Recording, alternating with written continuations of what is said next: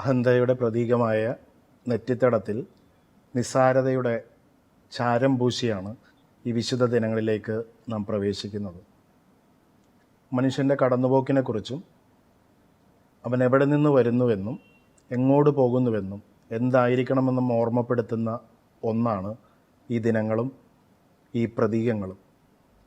ചാരം പൂശി ജീവിതത്തിൻ്റെ അനുഭവങ്ങളിലേക്ക് പ്രവേശിക്കുക എന്നത് തികച്ചും വചനപരമാണ്. ബൈബിളിൽ ചാരം അല്ലെങ്കിൽ ക്ഷാരം എന്നുള്ള ആ പ്രതീകത്തെ ഉപയോഗിക്കുക 3 കാര്യങ്ങൾക്ക് വേണ്ടിയിട്ടാണ്. അതുതന്നെയാണ് ഈ വലിയ നോമ്പിൻ്റെ ഏറ്റവും വലിയ സന്ദേശവും.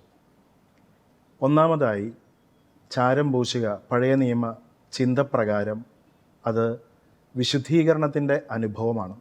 സംഖ്യയുടെ പുസ്തകം അതിൻ്റെ 19-ാം അധ്യായത്തിൽ ആചാരപരമായി അശുദ്ധരാക്കപ്പെട്ടവർ വിശുദ്ധിയിലേക്ക് തിരികെ വരുവാൻ ചാരം കലർത്തിയ ജലം കൊണ്ട് ശുദ്ധീകരണം നടത്തണം എന്ന് ആവശ്യപ്പെടുകയാണ്.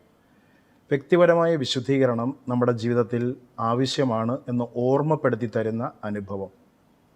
രണ്ടാമതായി അത് നവീകരണത്തിൻ്റെ അനുഭവമാണ്. യെശയ്യായുടെ പ്രവചനം 61:3 നമ്മൾ വായിക്കുന്നുണ്ട്. വെണ്ണീറിന് പകരം പുഷ്പമാല്യം അവിടുന്ന് നൽകുമെന്ന്. വിശുദ്ധീകരിക്കപ്പെട്ട് തിരികെ വരുന്ന വ്യക്തികൾക്ക് കർത്താവ് നൽകുന്ന ഏറ്റവും അനുഗ്രഹപ്രദമായ ഒന്നാണ് ഈ നവീകരണത്തിൻ്റെ അനുഭവം. മൂന്നാമത് ഏറ്റവും പ്രാധാന്യമർഹിക്കുന്ന ഒന്ന് തന്നെയാണ് നമ്മുടെ ഓരോരുത്തരുടെയും അനുദിന ജീവിതത്തിൻ്റെ സമർപ്പണവും വിശുദ്ധിയും എല്ലാം പ്രകടമാക്കുന്ന നവീകരണത്തിൻ്റെ അനുഭവമാണ് ചാരം പൂശുക എന്നുള്ളത്. ആഴമേറിയ അനുതാപത്തിൻ്റെ അനുഭവം. തനിക്കെല്ലാം നഷ്ടപ്പെട്ടപ്പോൾ പൊടിയിലിരുന്നു കൊണ്ട് ദൈവത്തെ സ്തുതിക്കുന്ന ജോബിൻ്റെ ഭാവം നമുക്കെല്ലാവർക്കും വചനത്തിൽ പ്രത്യേകമായി കാണാൻ സാധിക്കും.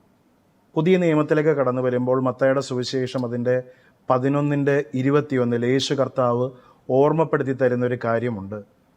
മാനസാന്തരപ്പെടാത്ത നഗരങ്ങളെക്കുറിച്ചുള്ള തൻ്റെ പ്രസ്താവനയിൽ കർത്താവ് പറയുന്നത് ഇങ്ങനെയാണ്: ചില അത്ഭുതങ്ങൾ സീദോനിലും ഗൊമോറയിലും നടന്നിരുന്നെങ്കിൽ അവർ പണ്ടേ ചാക്കൊടുത്ത് ചാരം പൂശി സ്വയം വിശുദ്ധീകരിക്കുമായിരുന്നുവെന്ന്.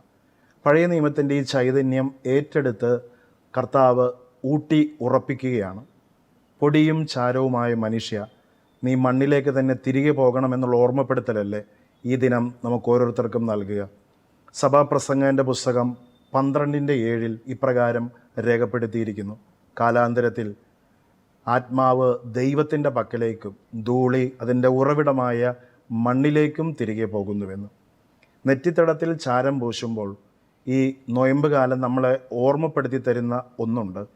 അത് വിശുദ്ധീകരണത്തിൻ്റെ സമയമാണ്, നവീകരണത്തിൻ്റെ സമയമാണ്, ആഴമേറിയ അനുതാപത്തിൻ്റെ സമയമാണ്.